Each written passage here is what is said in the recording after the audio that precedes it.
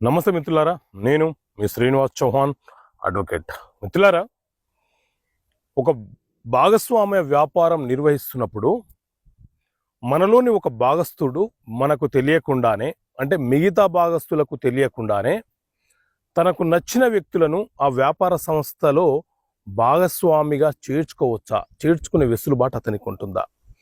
మిత్రులారా, ఏదైనా ఒక పార్ట్నర్షిప్ బిజినెస్ మనం నిర్వహిస్తున్నప్పుడు ఇండియన్ పార్ట్నర్షిప్ యాక్ట్ 1932 ప్రకారంగా ఆ వ్యాపార సంస్థ మనము ఫరం రిజిస్ట్రేషన్ చేసుకోవాలి.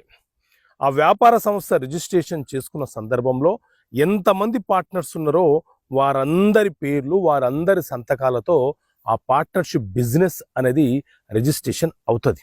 అయితే ఈ ఇండియన్ పార్ట్నర్షిప్ యాక్ట్ 1932 సెక్షన్ 31 ఏం చెప్తుంది అని అంటే, ఎంతమంది భాగస్థులు ఉన్నారో